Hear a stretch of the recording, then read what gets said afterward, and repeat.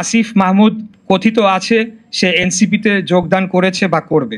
গোপন সূত্রে জেনেছি আন্দোলনের এক পর্যায়ে কৃত্রিম গোলযোগ সৃষ্টি করে সেই ডামাডোলের মধ্যে বাংলাদেশের সরকার কর্তৃক ঘোষিত এক শীর্ষ সন্ত্রাসীর মাধ্যমে আমাকে সহ আন্দোলনকারীদের কয়েকজনকে হত্যার পরিকল্পনা করেছিল বা চেষ্টায় ছিল। এটি একটা সতর্কবাণী হিসাবে আমি দিচ্ছি। এর কোনো ব্যত্যয় হলে ঢাকা নগরবাসী মেনে নিবে না এবং পুনরায় আন্দোলন শুরু হলে তার নগর ভবনের গণ্ডি পেরিয়ে রাজপথে গড়াবে, সেটি করানো উচিত হবে না। আন্দোলনে অংশগ্রহণকারী কর্মকর্তা ও কর্মচারীদের বিষয়ে প্রতিহিংসামূলক পদক্ষেপের চিন্তা ভুলক্রমে করবে না। নির্বাচন 2020 আমাদের মামলা ও রায়ের মাধ্যমে তৎকালীন নির্বাচনটির ফলাফল যে অবৈধভাবে ঘোষণা করা হয়েছিল সেটি প্রমাণিত হয় এবং ফলাফল সংশোধনের মাধ্যমে সেটি সুদৃঢ় হয়েছে। আর অনেক জায়গায় কোনো নিয়োগ প্রক্রিয়া ছাড়া ওয়ার্ড সচিব হিসেবে এনসিপি সংশ্লিষ্ট ব্যক্তিদের নিয়োগ দেওয়া হয়েছে বলে অভিযোগ আছে, যা আইনত এবং সরকার পরিচালনার যে কোনো মানদণ্ডে অবৈধ। এরা কারা এবং কাদের স্বার্থ রক্ষা করছে, এই প্রশ্ন নগরবাসীর পক্ষ থেকে আমি করছি। এই অভিযোগ সত্য হলে এর পূর্ণাঙ্গ তালিকা জনসম্মুখে প্রকাশ করতে হবে। এবার আমি আপনাদেরকে বলতে চাই যে আমাদের আজকের এই প্রেস কনফারেন্সটি গতকাল করার কথা ছিল, কিন্তু আপনারা জানেন গতকাল নগর ভবনে একটি ন্যাক্কারজনক হামলার ঘটনা ঘটেছে। সেই বিষয়ে এবার আমি আপনাদেরকে বলব। গতকাল হামলার পরিকল্পনা ও বাস্তবায়ন করা হয়েছে স্থানীয় সরকার উপদেষ্টার ঘনিষ্ঠ হিসেবে সুপরিচিত কিছু দুর্নীতিবাজ কর্মকর্তাদের নেতৃত্বে। এরা কেউ কেউ নিজেদেরকে বিএনপি ঘরানার পরিচয় দিলেও তারা দলের কোনো পদে নেই।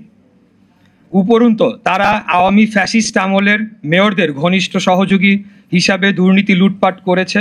তাদের মূল হোতা গতকালকে আন্দোলনকারীদের হত্যা চেষ্টা করার হোতা গোলাম কিবরিয়া রুবেলের বিরুদ্ধে ব্যাপক দুর্নীতির অভিযোগ রয়েছে। আসিফ মাহমুদ দায়িত্ব নেওয়ার পর রুবেল তার লুটপাটের হাতিয়ার হয়ে উঠেছিল বলে নগর ভবনের আনাচে কানাচে কথা হচ্ছে। তাই মরিয়া হয়ে রুবেলগঞ্জকে নগর ভবনে পুনর্বহাল করার জন্য এক ঢিলে দুই পাখি মারার চেষ্টা করা হয়েছে। প্রকৌশল বিভাগের কুখ্যাত রুবেল একদিনও আন্দোলনে ছিল না, কিন্তু নিজেকে কোথাও কোথাও বিএনপির সমর্থক হিসেবে দাবি করে। তদবির করে কাজ ভাগাভাগির মাধ্যমে অবৈধ অর্থনৈতিক সুবিধা করে দেয় এনসিপি ও রাজনৈতিক কিছু নেতাদের। শুরু থেকেই আন্দোলনকারীদের বিরোধিতা সে করেছে এবং গোপন সূত্রে জেনেছি আন্দোলনের এক পর্যায়ে কৃত্রিম গোলযোগ সৃষ্টি করে সেই ডামাডোলের মধ্যে বাংলাদেশের সরকার কর্তৃক ঘোষিত এক শীর্ষ সন্ত্রাসীর মাধ্যমে আমাকে সহ আন্দোলনকারীদের কয়েকজনকে হত্যার পরিকল্পনা করেছিল বা চেষ্টায় ছিল। কথিত আছে সে এনসিপিতে যোগদান করেছে বা করবে। আসিফ মাহমুদ তার বক্তব্য ও কথাবার্তায় লাগাম টেনে ধরে বর্তমানে যে কিছুটা স্থিতিশীল অবস্থা রয়েছে তা বিনষ্ট করবে না বলে আমি আশা করছি এবং কোনো ক্রমেই কারো প্ররোচনায় বা নিজ সিদ্ধান্তে আন্দোলনে অংশগ্রহণকারী কর্মকর্তা ও কর্মচারীদের বিষয়ে প্রতিহিংসামূলক পদক্ষেপের চিন্তা ভুলক্রমে করবে না। এটি একটা সতর্কবাণী হিসাবে আমি দিচ্ছি।